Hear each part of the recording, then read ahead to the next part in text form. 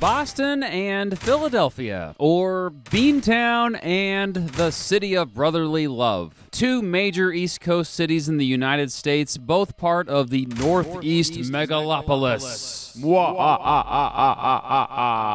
A part of the country that contains more than 17% of its entire population, or some 50 million people on less than 2% of the country's land area. Both cities are exciting places to live in with a bright future. Both are two of the oldest cities in the United States. Before Europeans arrived, the Delaware Valley, where Philadelphia is located, was home to the Delaware Indians. Various nations had lived in the area where Boston is currently located, but the Massachusetts were the ones mainly around when Europeans came to the area. Both cities were founded by those seeking religious freedom. William Penn and other Quakers founded Philadelphia in 1682. Puritans founded Boston in 1630. So yeah, Boston's about 52 years older. Both were political, financial, and commercial centers of their colonies. Philadelphia of the Pennsylvania colony, and Boston of really all of New England. Both steadily grew at about the same rates during the colonial era. Although Philadelphia always stayed ahead of Boston in population, both Boston and Philadelphia saw some action during the American Revolution. Boston saw more violence within the city. I mean, there was the freaking Siege of Boston, which lasted almost a year, in which New England militiamen surrounded British forces within the city. Philadelphia was quiet at first, so quiet that the First and Second Continental Congresses met there, and it became the capital of the United States. However, the British captured the city in September 1777 and controlled it until the next summer. After the Revolution, both cities became industrial centers, and each city's population then skyrocketed. In fact, the population of both Boston and Philadelphia steadily climbed and climbed and climbed and climbed and climbed until the Great Depression. Since then, it's been up and down. Now, when I talk about the population of cities, I tend to focus on the metropolitan area. Man, count those suburbs, son. The Boston metropolitan area has 4.8 million people, and the Philadelphia metro has about 6 million. Looks like you win there, Philly. Unless people don't like a lot of people, then I guess you lose. Then again, Philly is 18% less densely populated than Boston, so you'd have a little more personal space there. So say you'd want to move to one of these two fine cities. Well, I will tell you, and I found this quite surprising, but the cost of living in Boston is almost 71% higher than the cost of living in Philadelphia. This is mostly because housing costs are more than 291% more in Boston than they are in Philly. The sales tax rate for Philadelphia ends up being 8% total, but in Boston it's only 6.25%. Both cities have solid public transportation. Philadelphia has the Southeastern Pennsylvania Transportation Authority, or SEPTA, the fifth largest overall transit system in the country, although it apparently doesn't reach all parts of the metro. Boston also has an impressive transit system for a city its size, and can brag that it has the country's oldest active transit subway, built in 1897. The Northeast Corridor high-speed rail will actually get you from Boston to Philly in just under 5 hours. What about the cars? Well, sorry, Boston, but based on my research, you have worse traffic than Philly. Although the commute time is longer in Philly, and don't get me wrong, traffic just sucks in both cities. Part of the reason why Boston's traffic might be worse is due to its meandering streets that seemingly go in random directions. Philly's streets were designed to be more accommodating to the modern world and are mostly in a reasonable grid. Philly has better weather than Boston. It has more sunny days. Hey, it really is always sunny in Philadelphia. What is happening? Is it freezing in here?